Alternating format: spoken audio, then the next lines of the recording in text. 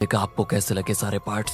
पिछले पार्ट के एंड में आपको याद होगा कि हमने देखा था कि ली सीसीटीवी पर जिना को देख रहा था और ना क्लोजअप में उसने जिना के गले में वो डॉलर देख लिया था जो कि उसको कहीं देखा देखा लगा। वो उसके बारे में बहुत सोचने लगता है तो उसके सर में दर्द हो जाता है शुरू एंड तभी कोई दरवाजा खोलने लगता है तो ली घबराकर दरवाजे की ओर देखता है। इस पार्ट में दिखाते हैं कि असल में सिंडी आई थी, लेकिन तभी सर दर्द के मारे ली बेचारा नीचे पड़ जाता है। सिंडी उसके पास दौड़कर आती है कि चैंग तुम्हें क्या हो गया है। ग्रे तुरंत मोजो को कॉल करता है एंड मोजो भी एंड्रयू और जिना को वहां से भेजकर ली को देखने आ जाता है। फिर वो डॉक्टर को बुलाता है जो ली को चेक करने जाता है। सिंडी तो रोने लग जाती है कि जब तक चैंग ठीक नहीं हो जाता मैं कहीं नहीं जाऊंगी, उसके पास ही रहूंगी। मोजो तो उसको बहुत समझाता है कि हम चैंग की देखभाल कर लेंगे, पर दोस्तों वो मानती नहीं। इतने में मोजो को पैने का कॉल आ जाता है और वो उससे बात करने के लिए कमरे से बाहर निकलता है। वो मोजो को बताती है कि किमी पर किसी ने हमला कर दिया था। मुझे तो शक है कि जेजे ने ही लोगों की सिंपैथी जीतने के लिए जानबूझकर ऐसा करवाया होगा। अब दोस्तों हॉस्पिटल में किमी को दिखाते हैं जिसपे डंडा लग गया था ना,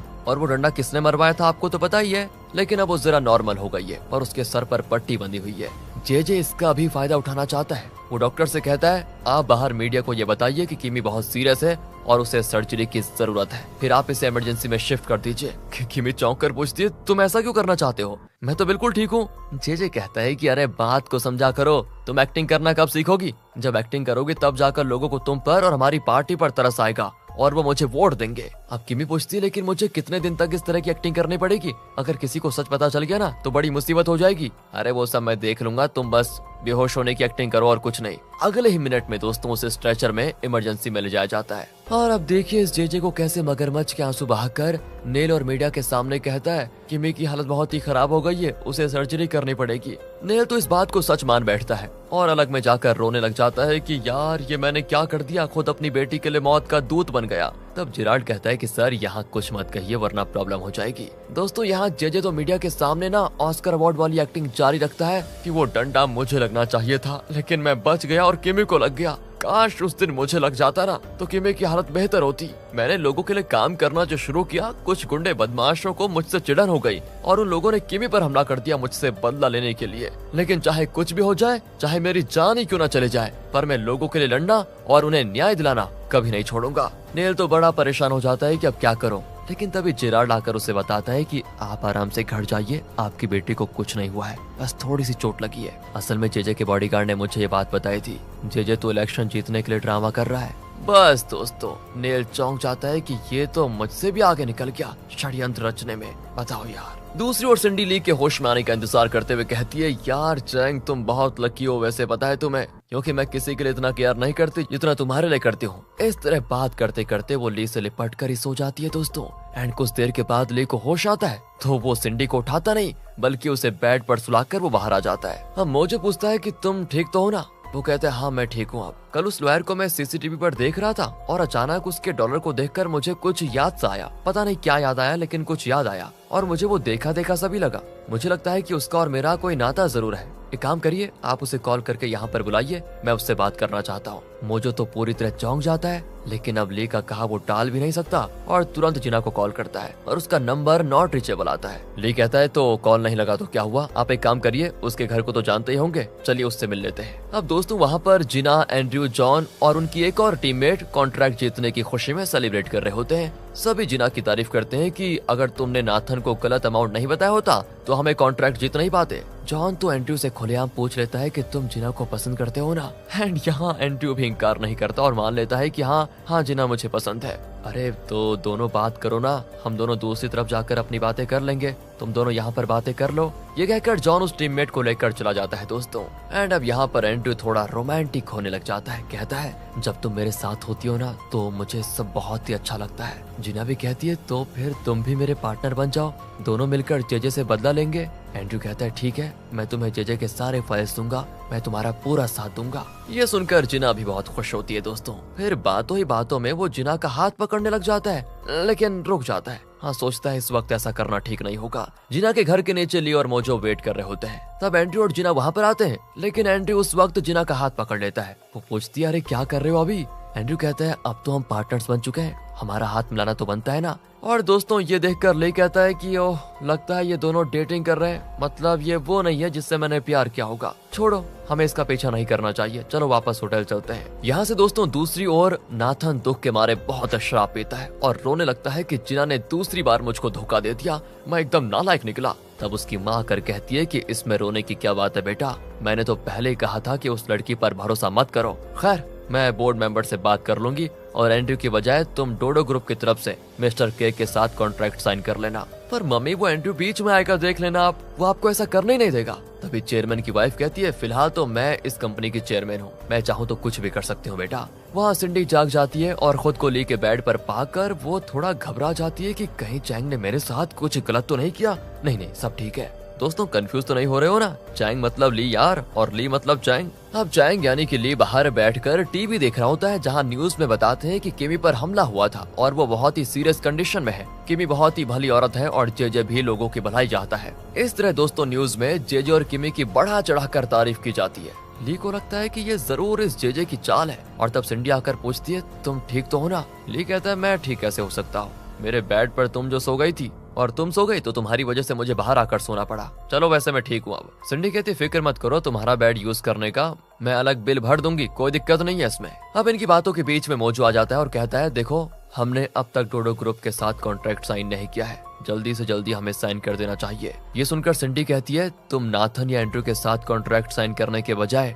मेरे साथ क्यों नहीं साइन कर लेते, मैं भी तो डोडो ग्रुप की बोर्ड मेंबर हूँ और मेजर शेयर होल्डर भी, मेरी माँ चेयरमैन तो है ही। वैसे एंड्रयू और मेरे भाई नाथन की हमेशा लड़ाई होती रहती है, इसीलिए फ्यूचर में तुम्हें प्रॉब्लम हो सकती है, ध्यान रखना इस बात का, इसलिए तुम मेरे नाम पे कॉन्ट्रैक्ट बना लो, टेंशन खत्म। ली कहता है हाँ ये आइडिया भी बुरा नहीं है, लेकिन हाँ इस बारे में हम बाद में बात करेंगे, पर तुम मीटिंग में जरूर आना, वहाँ पर फैसला करते हैं। सिंडी के जाने के बाद मोजो पूछता है क्या तुम सच में इसके साथ कॉन्ट्रैक्ट साइन करोगे। ली कहता है कि हम यहाँ जेजे और नाथन से बदला लेने के लिए आए हैं और इन तीनों के बीच जो लड़ाई होगी उसे देखने में तो बड़ा मजा आएगा। खैर मीटिंग में देखते हैं क्या होता है। अब दिखाते हैं एंड्रयू मीटिंग के लिए तैयार हो रहा होता है, तब उसका असिस्टेंट आकर एक बुरी खबर उसको देता है कि बोर्ड मेंबर्स की मीटिंग हुई थी और वहाँ पर फैसला किया गया है कि ये कॉन्ट्रैक्ट आप नहीं नाथन साइन करेगा। एंड्रयू गुस्से में वहाँ से निकल रहा होता है कि चेयरमैन की वाइफ आ जाती है और कहती है तुम वहाँ नहीं जाओगे। एंड्रयू चिल्लाता है कि मैंने अपनी मेहनत से उस कॉन्ट्रैक्ट को जीता है और साइन करेगा आपका निकम्मा पागल बेटा।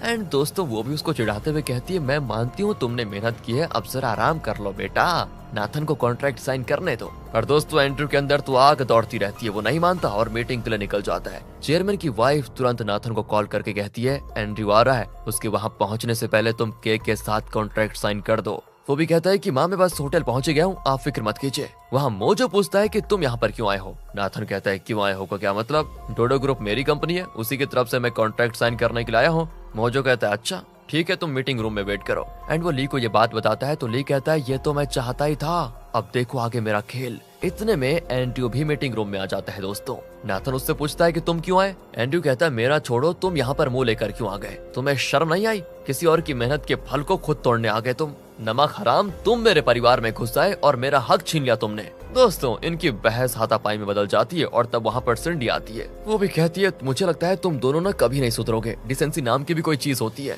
इसलिए ये कॉन्ट्रैक्ट तुम लोग नहीं मैं साइन करूंगी। ली तो दोस्तों सीसीटीवी पर इन तीनों का खेल देख रहा होता है। मोजो पूछता है तो बताओ किसका साइन लेने वाले हो तुम। ली उसको एक नाम बताता है और मोजो मीटिंग रूम में जाता है। नाथन कहता है कि मिस्टर के मेरा साइन लेंगे ना कॉन्ट्रैक्ट पर, लेकिन मोजो यहाँ पर एंड्रयू का नाम लेता है और उसे ली से मिलाने के लिए लेकर जाता है। सिंडी को भी शौक लगता है कि चैंग तुमने मुझे धोखा दिया है। तभी नाथन शौक होकर पूछता है क्या मिस्टर की असल में चैंग है, पर दोस्तों एंड्रयू ये नहीं जानता और वो ली के कमरे में जाता है। वहाँ पर ली को देखकर उसके भी पैरों तले जमीन खिसक जाती है कि क्या ये जिंदा है और वो भी इतना बड़ा बिजनेसमैन कैसे बन गया। ली पूछता है थोड़ा एटीट्यूड के साथ क्यों मेरे दोस्त एंड्रयू कैसे हो तुम, कितने दिन हो गए यार तुमसे मिलकर, सच बताऊं तो बहुत याद आ रही थी तुम्हारी। फिर दोस्तों ली उसको बिठाकर ड्रिंक ऑफर करता है और कहता है हम यहाँ सिर्फ बिजनेस करने आए हैं, इसलिए तुम मेरी पर्सनल बातों में दखल नहीं दोगे ओके। एंड्रयू कहता है कि तुम भी मेरी पर्सनल बातों में अब दखल मत देना। ये कहकर वो कॉन्ट्रैक्ट को साइन कर लेता है। तब ली पूछता है कि तुम अपनी लीगल एडवाइजर को साथ नहीं लेकर आए क्यों।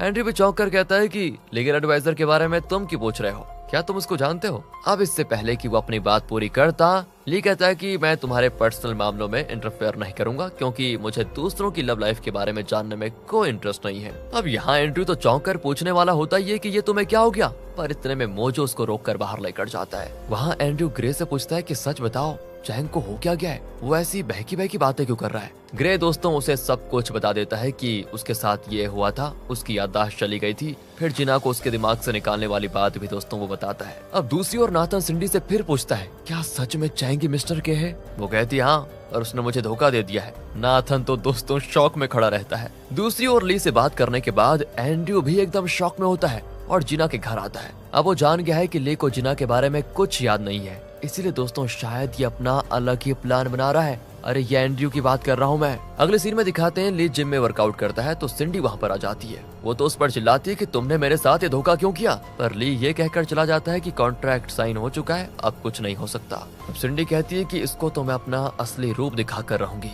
तभी असिस्टेंट पूछता है कि मैडम ऐसा कौन सा खतरनाक रूप दिखाने वाली हैं आप? वो कहती है कि मेरा खूबसूरत रूप दिखाकर उसे सिड्यूस करने वाली हूँ मैं। पर मैडम ये तो उन लोगों में से है ही नहीं जो खूबसूरती देखकर आपके कदमों पर गिर जाएगा। हाँ वो भी मैं देख लूंगी। ये कहकर दोस्तों वो चली जाती है। चलिए जरा स्विमिंग कर लेते हैं, ये सोचकर ली स्विमिंग पूल के पास बैठा होता है। वहाँ सिंडी स्विमिंग ड्रेस में आती है जिसको देखकर बाकी आदमी उसको देखते रह जाते हैं। सिंडी स्विमिंग करने के बजाय ली का ध्यान आकर्षित करने के लिए थोड़ा अजीब डांस करती है, पर अचानक उसका पैर फिसल जाता है और वो गिर पड़ती है। सभी भागे चले आ जाते हैं। ली उसके पास आकर उसके ऊपर कपड़ा ओढ़ता है तो कहती है मेरे पास मत आओ, मुझे शर्म आ रही है अभी। ली कहता है शर्म तो आनी चाहिए तुम्हें, और ये तो तुम्हें वैसे उस बेहुदा डांस करने से पहले सोचना चाहिए था। कहकर वो सिंडी को उठा कर लेकर जाता है एंड वो भी सोचने लगती है कि कहीं मेरी तेज धड़कन इसको सुनाई तो नहीं दे रही। अगले सीन में वो नेक कॉलर पहनकर ली के पास आती है और कहती है सुनो, एक हफ्ते के अंदर अगर तुमने मुझसे प्यार नहीं किया तो बहुत बुरा होगा, सोच लो। मुझे पता है तुम मुझे इग्नोर करने की एक्टिंग कर रहे हो बस, और कुछ नहीं।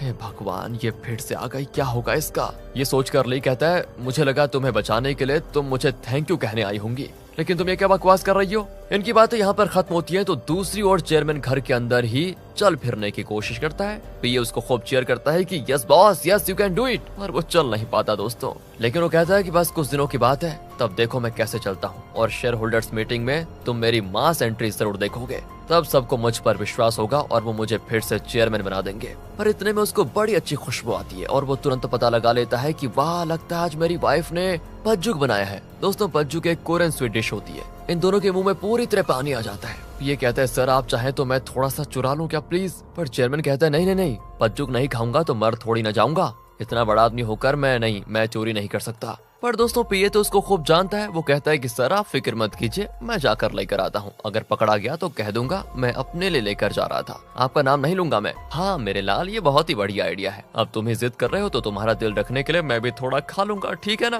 तो इस तरह इनकी मजाक चलती है दोस्तों। तो पीए भी चुपके से किचन में जाकर एक बाउल में पज्जुक लेकर चेयरमैन के कमरे में आ जाता है, पर चेयरमैन की वाइफ देख लेती है और उसका पीछा करती है। इसी बीच पीए चेयरमैन को वो डिश दे देता है और कहता है कि सर बड़ा टेस्टी लग रहा है, आप एंजॉय कीजिए बस। चेयरमैन कहता है कि कितनी अच्छी खुशबू है यार, आहा। तुम एक काम करो वो दरवाजा बंद कर दो और देखते रहो कहीं मेरी वाइफ ना आ जाए। फिर दोस्तों वो एक स्पून से डिश निकाल कर मुंह में रखने वाला होता ही है कि उसकी वाइफ आ जाती है, लेकिन पीए तो जबरदस्ती दरवाजा बंद करने की कोशिश करता है पर वो अंदर आ ही जाती है। इतने में चेयरमैन स्पून में मुंह डाल देता है, पर लगता है पज्जुक बहुत गर्म है। बेचारा उस तरफ मुड़कर मुंह खोलता है और धुआं निकलने लग जाता है, पर उसकी वाइफ उसे पकड़कर अपनी तरफ मोड़ती है। तो वो कहता है तुम यहाँ पर क्यों आ गई? वो पूछती एक बात बताओ यहाँ पर चल क्या रहा है ये?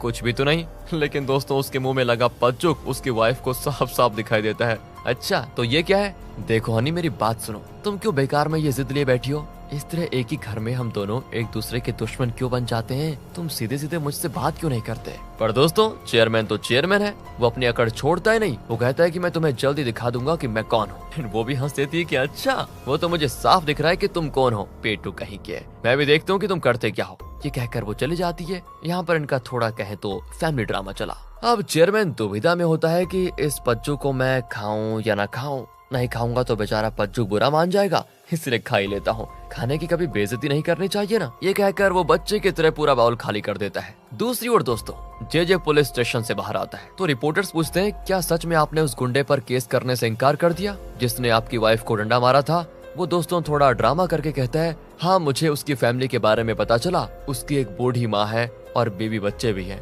अगर सोचो मैंने उस पर केस करके उसको अंदर करवा भी दिया तो उसके परिवार का क्या हो गया सोचिए तो। उस आदमी को मुझ पर कोई गुस्सा था और उसने मुझ पर हमला करने की कोशिश की। उसे जेल भिजवाने की बजाय ये हमारा फर्ज बनता है कि उसे सुधरने का हम एक मौका जरूर दें। और वैसे भी वो पैसों की खातिर गुंडागर्दी क्यों कर रहा था, ये सोचा है कभी? फिलहाल जो सरकार है ना, उसकी वजह से गरीबी बढ़ रही है। अगर मैं चुनाव जीत गया तो गरीबों के उत्थान के लिए मैं जिंदगी भर काम करूंगा। वाह भाई इसकी एक्टिंग। दोस्तों दूर से ली ये सारी चीजें देख रहा होता है और उसे यकीन हो जाता है कि ये सब जेजे का ड्रामा है बस और कुछ नहीं। ली भी सोच लेता है कि हमें जल्दी उसके ऊपर कांटे लगाने होंगे, मतलब दोस्तों इसको रोकना होगा। दूसरी ओर दोस्तों एंड्रयू और जिना कार में होते हैं। वो जिना को एक जगह ड्रॉप करके कहता है तुम जॉन से मिल लो, मैं बाद में तुमसे मिल लूंगा। जिना वेट कर रही होती है और तभी सड़क के ऊपर ली की कार आती है। वो उतरकर उस तरफ मुड़कर फोन पर बात करता है और पीछे से भी जिना शायद ली को पहचान गई थी दोस्तों। उसे लगता है कि ये तो बिल्कुल ली जैसा है और तब ली मुड़ता है और उसे देखकर जिना एकदम चौंक कर खड़ी रहती है। इतने में ली वहाँ से जाने ही लग जाता है तो जिना जल्दी से रोड को क्रॉस करने लगती है। गाड़ियां तेजी से आती जाती हैं तो वो घबरा कर रुक जाती है और ली इस तरह मिस हो जाता है। जिना बहुत देर वहाँ पर ली का इंतजार करती है। उसे कई कॉल्स आते हैं लेकिन वो एक भी कॉल नहीं उठाती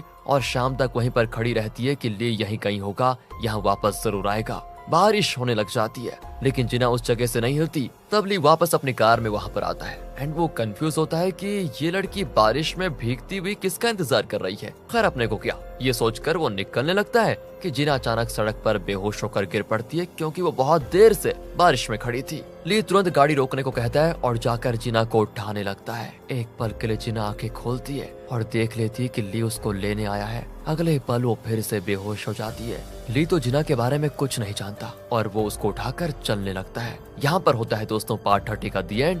जिना को तो पता चल चुका है कि ली जिंदा है, तो अब क्या होगा? क्या जेजे की नई स्ट्रेटेजी काम आएगी? क्या एंड्रयू जिना को ली से छुपा कर रखेगा या नहीं? चलिए देखते हैं इसका मजा अगले पार्ट में।